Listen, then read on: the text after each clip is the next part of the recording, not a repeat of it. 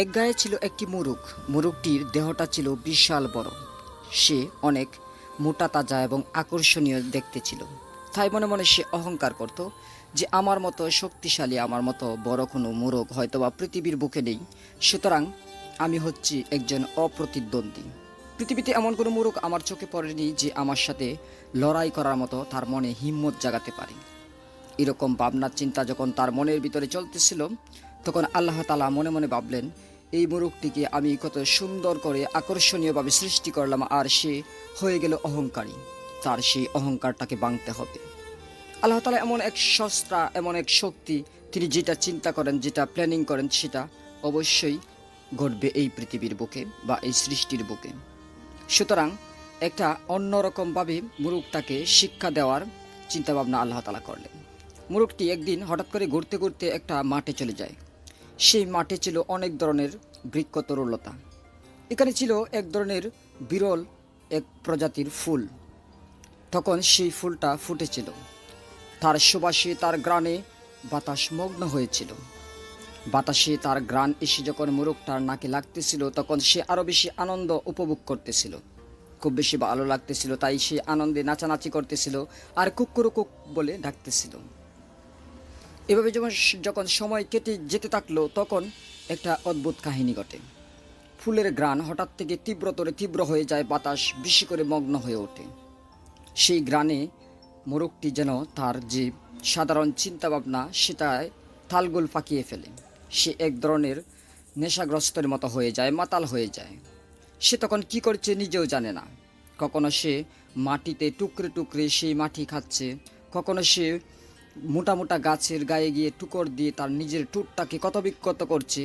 তারপরে যখন আরও বেশি তীব্র হয়ে গেল সেই ফুলের সুবাস, তখন সে নিজের দেহেই নিজের ঠোঁট দিয়ে আঁচড় কাটছে, টুকর দিচ্ছে। নিজের দেহ ক্ষতবিক্ষত হয়ে যাচ্ছে, রক্ত বেরিয়ে যাচ্ছে, সে এটা উপলব্ধি বা অনুমানও করতে পারছে না। এভাবে যখন অনেকটা সময় চলে গেল, তখন একটা সময় হঠাৎ করেই এক ফসলা বাতাস বইতে শুরু করলো। তখন সেই ঘ্রাণটা কিছুটা হালকা হয়ে যায়। মোরগটি কিছুক্ষণের জন্য যেন জ্ঞান ফিরে পায়। তার জ্ঞান ফিরে আসার পর সে মনে মনে ভাবলো, আমি কি করছি? আমি আমার নিজের দেহকে ক্ষতবিক্ষত করছি, আমার মুখে লেগে আছে মাটি, আমার ঠোঁট ক্ষতবিক্ষত হয়ে আছে, আমি পাগলামি করছি কেন? কি এই পাগলামির কারণ? মনে মনে চিন্তা করতেই তার মনে পড়লো যে তার নাকে এক ধরনের সুবাস আসতেছে। সেই সুবাসের উৎস খুঁজে চলছে সেই মোরগটি। খুঁজতে খুঁজতে সে একবার আবিষ্কার করতে পারলো যে এই ফুলটি থেকেই সুবাস আসছে, আর এই সুবাসের কারণেই আমি এত শক্তিশালী মোরগ হওয়ার পরেও আমি মাতাল হয়ে যাচ্ছি। আমি কি করছি সেটা আমি নিজেই জানছি না, অর্থাৎ আমি পাগল হয়ে যাচ্ছি। সেই ফুলটির কাছে গেল এবং ঠোঁট দিয়ে সেই ফুলটিকে চিরতে লাগলো। দেখতে চাইলো যে সেই ফুলের ভিতরে কি আছে। সেই ফুলটিকে ঠোঁট দিয়ে চিরে চিরে টুকরো টুকরো করে মাটির উপর ফেলে দিল, কিন্তু সেই ফুলের ভিতরে কোনো কিছুই দেখতে পেল না। কোথা থেকে আসছে সেই ঘ্রাণ, সেটাও সে আবিষ্কার করতে পারল না। তখন সে মনে মনে ভাবলো, আমি সারা জীবন অহংকার করে আসছি, সারা জীবন চিন্তা করে আসছি যে আমার সাথে শক্তিশালী কোনো মোরগ বা আমার কোনো প্রজাতির প্রাণী নেই, কিন্তু এই একটি ক্ষুদ্র ফুল আমাকে ক্ষণিকক্ষণের জন্য মাতাল করে ফেললো, পাগল করে ফেললো। আমি কি করতেছিলাম আমি নিজেই জানি না। অর্থাৎ আমার সত্যি এই সৃষ্টির বুকে কতটা ক্ষুদ্র, কতটা তুচ্ছ, কতটা ছোট আমি।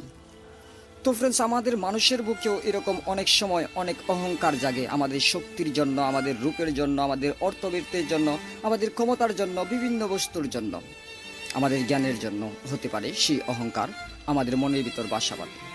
কিন্তু আমরা কি চিন্তা করে দেখেছি, এই যে বিশাল সৃষ্টি আল্লাহ তাআলা সৃষ্টি করেছেন, সেই সৃষ্টির বুকে আমরা কতটুকু ক্ষুদ্র? এই মহাকাশে এই পৃথিবীটাই হচ্ছে একটা বালুকানার চাইতে ছোট। তাহলে আমি আপনি স্বতন্ত্র একজন ব্যক্তি, একজন মানুষ কতটা ক্ষুদ্র, কতটা ছোট, সেটাকে আমরা কখনো কল্পনা করে দেখেছি? যদি আমরা কল্পনা করে দেখতাম, তাহলে আল্লাহ তাআলার শুকরিয়া আদায় করতে আমাদের জন্য সুবিধা হতো।